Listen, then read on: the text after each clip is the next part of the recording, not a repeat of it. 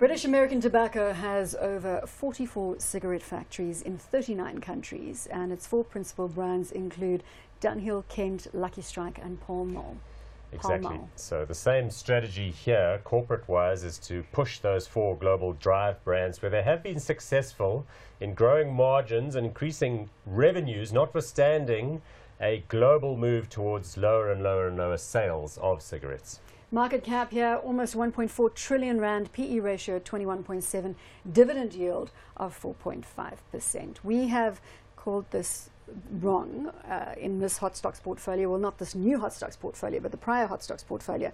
We went on a short position on BAT. I don't suppose you've ventured into that kind of positioning on this one? No, we've actually been holding the company, and I mean the trading in this company has been in quite a rough band. So there were times that it looked expensive where we sold out, and then there were times quite recently now where you had the opportunity to buy the company again at not too expensive price. I mean, this is a dying industry, an industry that's trending down. We know, we know what sales are doing, we know what margins are doing, etc. But I think if you want to have exposure to a cash generative company like BAT, where they share a lot of their dividend with their investors, or in this sort of industry, you want to go with a strong brand company like BAT. And we like BAT, and we think it still has a position in the portfolio. There we go, giving money back to shareholders. Can't you buy it on the dividend? The dividend's fairly generous, as you pointed out there a moment ago. Our question really, I suppose, is what ought you to pay for a company that is kind of undergoing something of a long-term industry wind down and squeeze? I know there are some people who think that the future of the company is e-cigarettes, because that vaping thing, you know, you're still selling the product, and they do have investments in that space. I don't know, though. I've noticed that those are also coming under regulatory fire to some extent.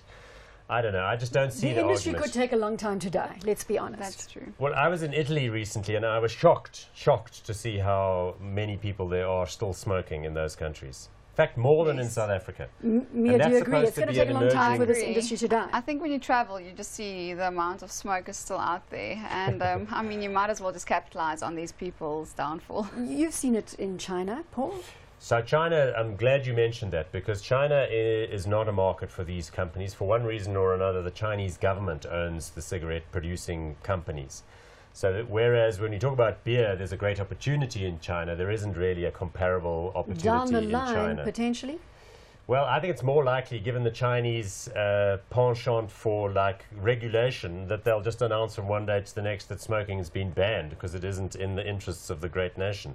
So I wouldn't say that necessarily China presents an opportunity for them. What level of conviction have you had here, Mia? When we've seen those pullbacks, have you accumulated? Yes, we've actually bought some exposure for some of the portfolios that didn't have any exposure. And like I say, we still think this sort of industry has some time to die.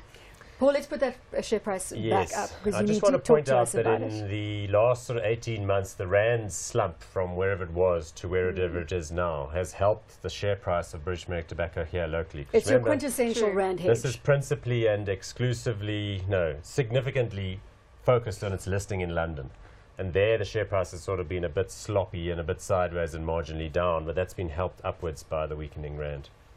You still remain unconvinced that this is something to No, to it's go not into. a position we like. Look, we're not short. We were short at periods more than once in our hot stocks portfolio before. We never made any gains whatsoever. We were briefly in profit. At both points we got hurt, didn't we? Not significantly, though, because that price, it sort of drifted around for most of the time we were short. You can try and defend that position.